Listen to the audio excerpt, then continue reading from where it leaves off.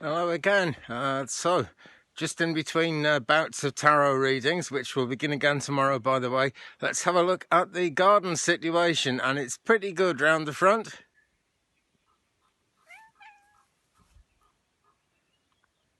Okay, we've got the potatoes in tyres, and they're doing great. I've got this lot from one side up to the third tyre, and they're loving it.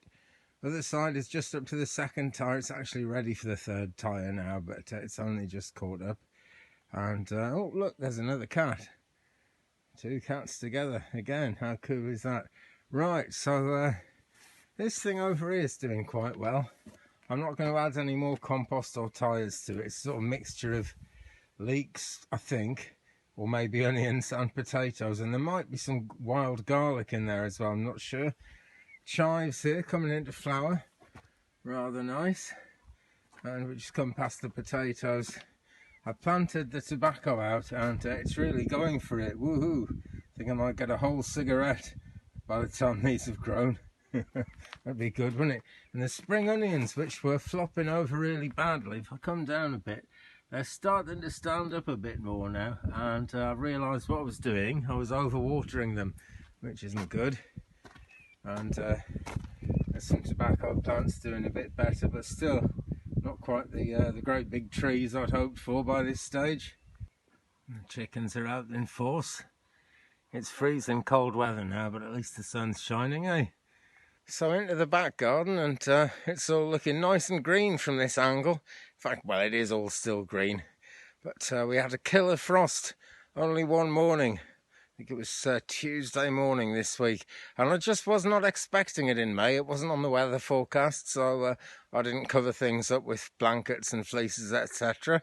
But carrot bag 1 there, and carrot bag 3 there are still doing exceptionally well, actually. I was the further on, but I must have done them a good month before I planted these ones. When we come round a bit, the artichokes are totally going for it, looking bigger and stronger every day.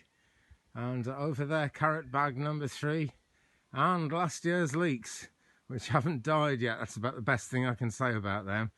The rhubarb is just not looking great, unfortunately. I don't think it liked the frost much, but it hasn't died, so it might stand up again. But here is a sorry sight. That's the Sharps Express potatoes after the frost got them, and they're in a bad way. Just killed all the top leaves off, and they're flopping over, looking a right mess. But if I come in close, I can just about make out the buds of the next lot of leaves coming, so I suppose it's not hopeless. But it got the ones in the tyres as well. Didn't get the sage, but it's made the sage look a bit sorry. There's the other tyre. And these are the ones that I'd really hope were going to feed me all year, because these produce masses. These are Rudolph supermarket eating potatoes that I planted, and they produce absolutely masses of potatoes if they don't get frosted off like that. So I'm afraid they've had it, and I don't hold out much hope for these leeks with a cat standing in them. Oh dear, I was wondering why they haven't germinated, and it's because a cat stands in them. Oh dear. So here we go. Here it's a similar story here. The carrots are growing okay, apart from some that got buried by a cat. But the potatoes, which I didn't really want in this patch, but I think I'd like all I can get now. Oh, they've had the frost damage too, sadly. But possible onions coming up here. I know it looks like grass, but I'm pretty sure they're onions.